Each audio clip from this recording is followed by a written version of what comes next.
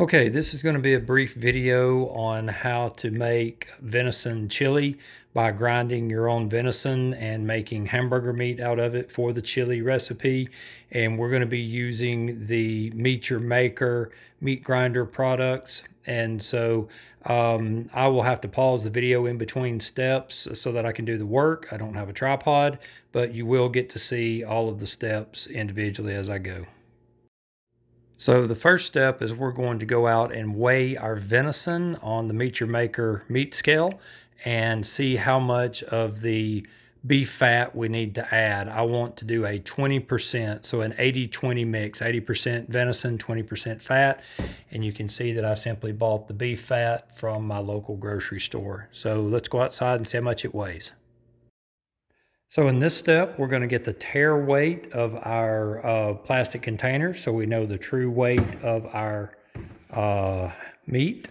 So we're going to come in here and we're going to clear that reading by pressing tare. It will zero out our scale, and then I will add the meat. So as you can see here, we have 4 pounds, 4 ounces of venison. So 20% of that is what we're going to add in beef fat. So the math came out to be about 13.5 ounces on the beef fat to the 4 pounds, 4 ounces of venison. So we're going to cube this up. We're going to cube up the right amount of our beef fat, and we will weigh that to make sure it's correct.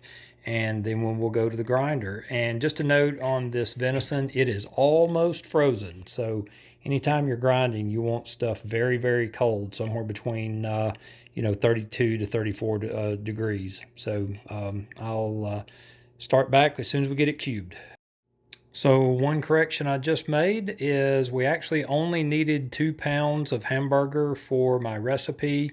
So I'm going a little over that. What I did was dice up 2 pounds exactly of the venison, and 20% of that is roughly 6.4 ounces of the fat. So that's what we're going with for the recipe today. Not the 4 pounds we looked at a moment ago, but a lesser amount for the recipe. And now that we have it cubed, we will go to the grinder. Okay, so this is the first time I've used the Meat Your Maker grinder, so we'll see how it does. You can see I've tried to evenly disperse the chunks of beef fat in with the venison, and you want to cut your chunks at a size small enough that will go through the throat of the feeder there for the grinder. So let's turn it on, give it a first try, and see what we get. Definitely don't want to stick our hands down in that hole, but we can at least feed it down in there. And you can see it's starting to work just fine here. Not the best camera angle in the world, but when you're needing 3 hands and only have 2, I guess you got to do what you do. They do make a plastic thing to do this with, but as long as you got common sense and don't stick your hands down in there, you're probably going to be okay. All right. I think that's got it for the hopper. And I'm sure we'll have a little residual meat. Let's look down in here. Yep, it's clean down in there, so we'll shut it off and go to our pot of chili. It did really well. And so as you can see, we are ready for our black iron skillet that I like to use for my chili. And I like my chili chunky. So we're going to use mushrooms, peppers, stewed tomatoes, onions, 2 packs of chili mix since we do have 2 pounds. And let's take a look once it's mixed up and in the pot.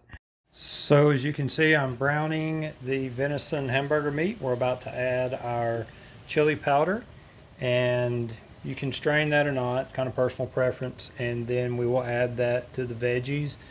And you can see we've got it already warming up and won't be long now. And there we have it. So just let the veggies cook down and get soft. Hamburger meat's pretty well done from the skillet, and you're good to go.